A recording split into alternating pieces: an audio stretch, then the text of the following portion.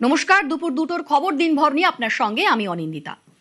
আমফানে ত্রাণ মিলে নিয়ে একের পর এক দুর্নীতির পর্দা ফাঁস ক্যাগ রিপোর্টে। এক এক দিন এক একটা দুর্নীতির খবর তুলে ধরছি আমরা, কিন্তু তাও শেষ হচ্ছে না। এ যেন দুর্নীতির মেগা সিরিয়াল।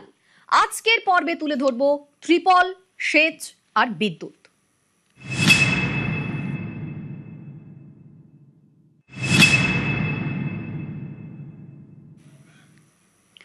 ক্যাগ রিপোর্টে আমফানে ত্রাণ বিলি নিয়ে একাধিক অনিয়মের অভিযোগ সামনে এসেছে। ত্রিপল বন্টনেও দুর্নীতির তথ্য ফাঁস ক্যাগ রিপোর্টে। অভিযোগ, মাসের পর মাস স্কুলে বা অন্যের বাড়িতে আশ্রয় নিলেও পঞ্চায়েত প্রধানদের হাত থেকে মেলেনি এক টুকরো ত্রিপলও। ক্যাগ রিপোর্টে একের পর এক বিস্ফোরক তথ্য সামনে আসছে। এই যে আমফানের ত্রাণ বিলি, তা নিয়ে একাধিক অনিয়ম অভিযোগ যে মাসের পর মাস স্কুলে বা অন্যের বাড়িতে যারা আশ্রয় নিয়েছেন, তা সত্ত্বেও পঞ্চায়েত প্রধানদের হাত থেকে এক টুকরো ত্রিপল তারা পাননি।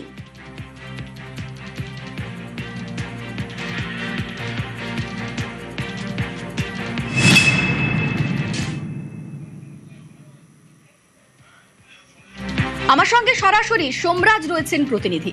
সোমরাজ, পাহাড় প্রমাণ দুর্নীতি, ক্যাগ রিপোর্টে একের পর এক বিস্ফোরক তথ্য।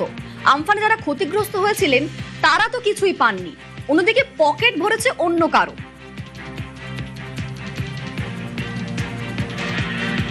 একদমই দেখো, আমফানে যে রিপোর্ট, ক্যাগ রিপোর্ট যে বিধানসভায় প্লেস করা হয়েছিল এবং তা নিয়ে আমরা একের পর এক তথ্য জানিয়ে আসছি যে আমফানের এই যে কেন্দ্রীয় সরকারের তরফে যে অনুদান দেওয়া হয়েছিল রাজ্যকে, সেই টাকা কিভাবে নয়-ছয় করা হয়েছে তৎকালীন তৃণমূল কংগ্রেস সরকারের তরফে, এবং তা নিয়ে যে তথ্য ইতিমধ্যে উঠে আসছে বা ক্যাগ রিপোর্টে যেটা বলা হয়েছে, সেখানে দেখা যাচ্ছে ত্রিপল বন্টনেও বিস্তর দুর্নীতি হয়েছে।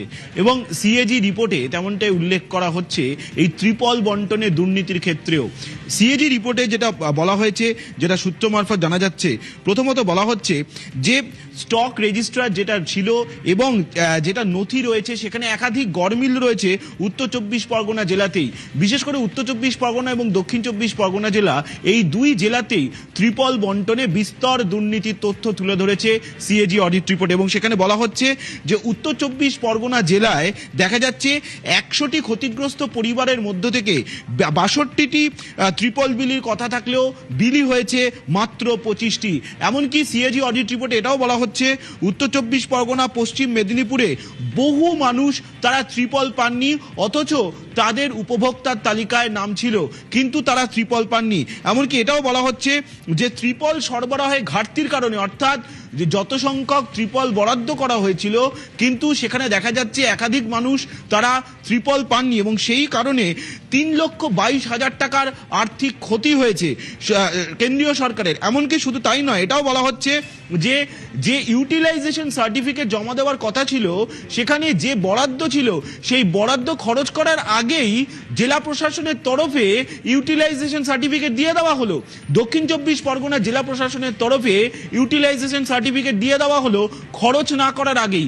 এটা কিভাবে সম্ভব? সিএজি অডিট রিপোর্টে এটাও প্রশ্ন তোলা হয়েছে। শুধু তাই নয়, দক্ষিণ চব্বিশ পরগনা জেলাতেই শুধুমাত্র 7,75,00,000 অনুমোদন দেওয়া হয়েছিল, কিন্তু সেখানে দেখা যাচ্ছে অর্থ দেওয়া হলো না, তার আগেই সার্টিফিকেট দিয়ে দেওয়া হলো, ইউটিলাইজেশন সার্টিফিকেট দিয়ে দেওয়া হলো। এইভাবেই একাধিক বিস্তর দুর্নীতির তথ্য তুলে ধরা হয়েছে সিএজি অডিট রিপোর্টে আমফান নিয়ে। তুমি দেখেছিলে গতকালই একাধিক তথ্য আমরা তুলে ধরেছিলাম, এবং আজও সিএজি অডিট রিপোর্টে যে তথ্য তুলে ধরা হচ্ছে, সেখানে বলা হচ্ছে যে ত্রিপল বন্টনের ক্ষেত্রেও বিস্তর দুর্নীতি হয়েছে।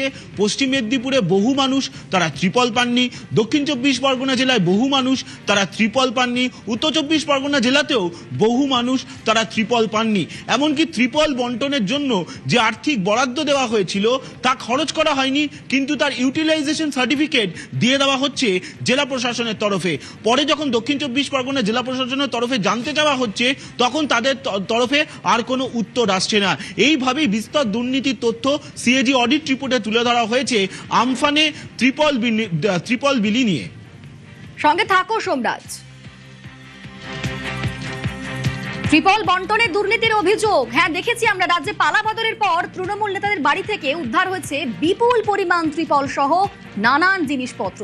কিন্তু যারা ক্ষতিগ্রস্ত বহু জায়গায় তারাই পাননি ত্রিপল। দোষীদের শাস্তি চাইছেন ডায়মন্ড হারবারের পারুলিয়া পঞ্চায়েতের বাসিন্দারা।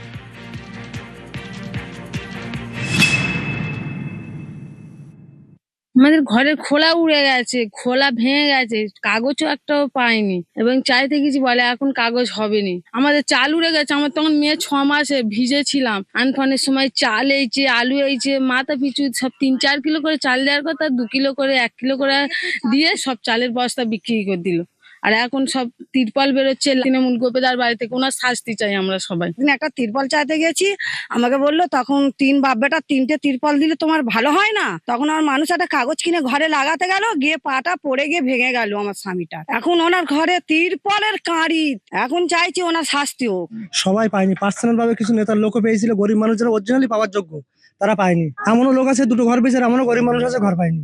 একটা নেতার বাড়ি থেকে একটা পেপার তেরপল আনতে গেলে আগে প্রধানের কাছে যাও, ভিডিও যাও বলতে পারে, এখন একটা লড়িতে লড়িতে পাওয়া যাচ্ছে। এই দুর্নীতির প্রতিবাদ হোক আমি চাই, গরিব মানুষ পাক।